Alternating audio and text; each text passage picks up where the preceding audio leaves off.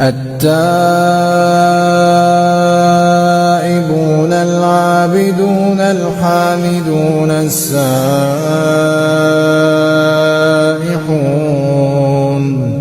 الراكعون الساجدون الآمرون بالمعروف والناهون